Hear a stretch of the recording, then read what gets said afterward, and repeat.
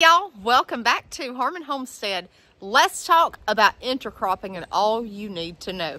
So I'm going to start out in my bed that I made here, raised bed that is active compost, no dirt. This is all topped off with a thin layer of mulch. I've got perlite, and in here you can see I've got rotted logs, limbs, old debris from plants, pine shavings, the whole 9 yards. So this bed right here has done better by far than my other raised bed, and I did something totally different this year. So I've got cabbages, as you can see, and I've got kale. I showed you guys on my canning kale video how massive this garden had gotten. And April the 1st, now I planted this bed February the 6th.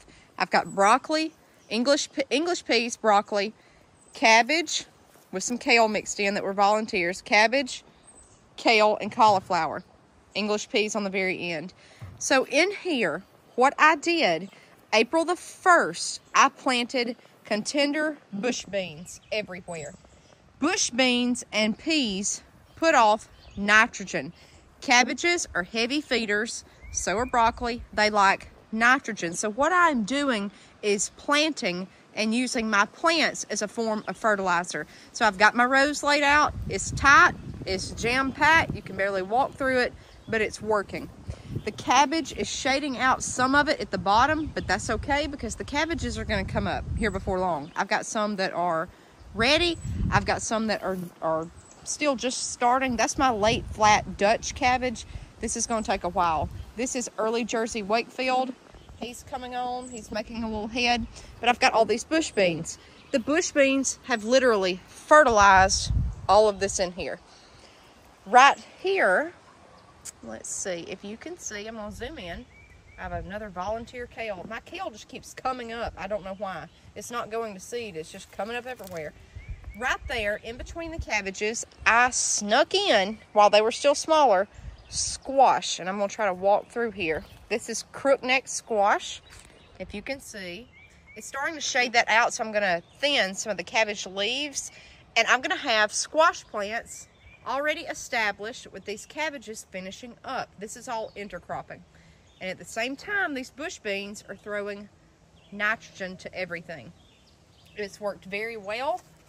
We are told over and over not to crowd the garden, but I'm showing you by crowding your garden, A, you get more food this way if you do it with the right plants, and B, you get a continual harvest off of something constantly. C, fertilizer. This is fertilizing. So let's move on over here. Now it rained pretty hard last night. It's cool this morning.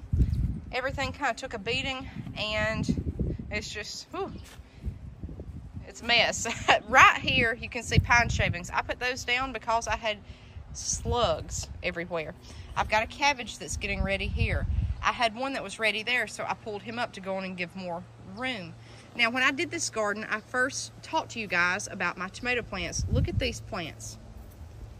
A, the cabbage leaves are shading the bottom of the cage. Around the tomato plants, I planted lettuce. That way, look at the little mounds of lettuce. The lettuce will be shaded somewhat by the tomato, like that right there. It's catching a little shade, and it's doing fine. So I'll have lettuce all summer plus these tomatoes. That's the goal. The tomatoes have jumped. Onions beside it to keep pests away. Now these are my beets, my black-seeded Simpson. It's almost ready to bolt.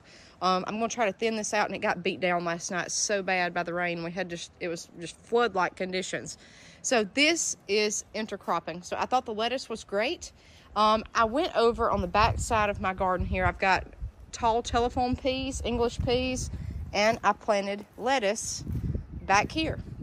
I don't think I've shown y'all this. This is on the back side of this.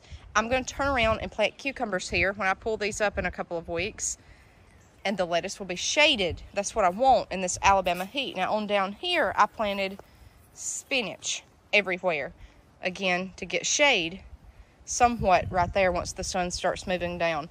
And it stays wet here, the ground is cooler, so I figured that would work. This is intercropping. Again, the peas right here are putting nitrogen in the soil. Peas and beans do that. So let me show you my other gardens. Okay, so y'all watch me build this bed. This is my poor man's raised bed built out of pine logs. If you can see here, I have some contender bush beans. I've got volunteer sunflowers that come up. I planted bush beans everywhere. I'm having trouble with germination towards the back. I did 3 long rows, but I've only had like 2.5. See, the second row is doing good, and then it just stops for some reason.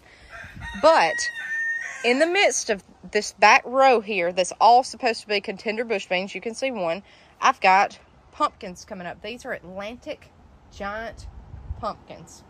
And I'm trying to find my other one. There's one. I think I put 3 in here. Somewhere I had a pumpkin. Something may have got him. I'm not sure. But the pumpkins are no, there he is. He's huge. I thought he was a bush bean right there. There's the pumpkin. So I've got to pick that grass out. But that is surrounded by the bush beans, putting nitrogen in the soil. And these are still coming up. They just had like a delayed, they were just having trouble coming up. That is to feed those heavy, heavy, heavy feeders right there once they start growing. The pumpkins may shade the bush beans out. I understand that. That's okay. I'm going to try to run them horizontally up here and not smother the bush beans. But if the bush beans don't even produce, at this point, I'm using it for fertilizer. That way, I won't have to. Now, I want you to look at I've got 2 rows of corn back here. I've got dent corn. One is Indian corn and one is earth tone dent corn. I'm going to try to cross-pollinate those 2 up against that wall. I have tomato plants. I have kale that was already pre-established. I planted the tomato plants around the kale. That way the kale would kind of shade the roots, be good. But I want you to see back here towards the bottom, these tomato plants. These are 10 times the size of that, where I had nothing beside it. Tomato plant looks good, but there's nothing around him. I did that as well. There's carrots. I take that back. There's carrots at the bottom that I planted there to aerate the soil. But look what you notice around these tomato plants this tall. He's double the size of the one to the left. There's a pea, an English pea that's putting off nitrogen. I just let him stay. I've got bush beans everywhere, everywhere around.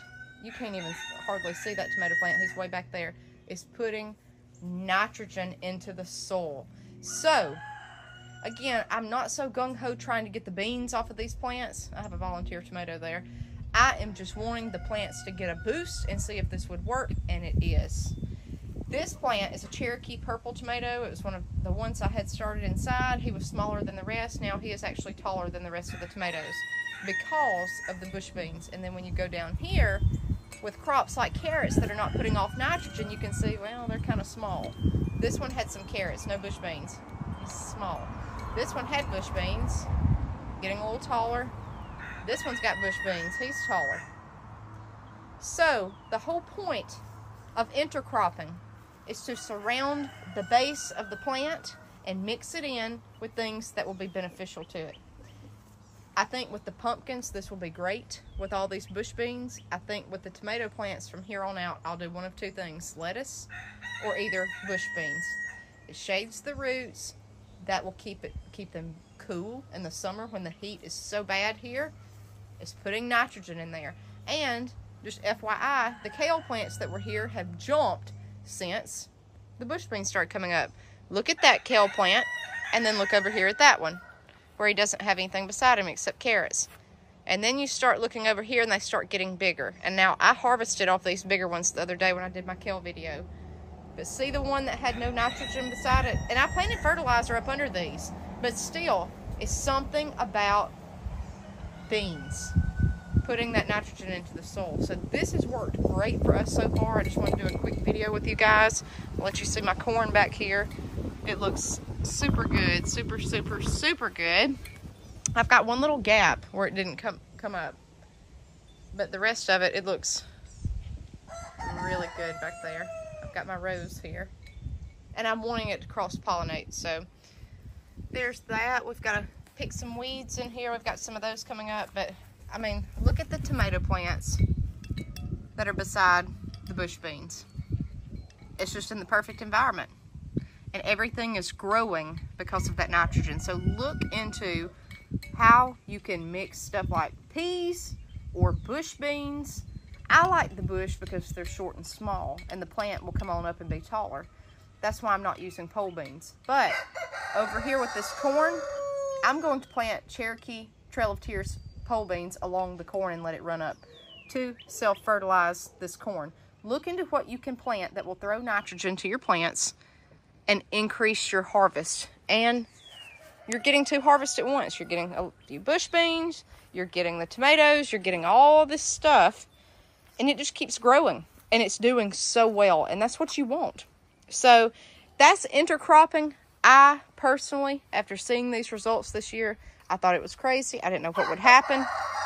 Guys, I don't think I'll ever plant any other way, because that right there is just, it's crazy.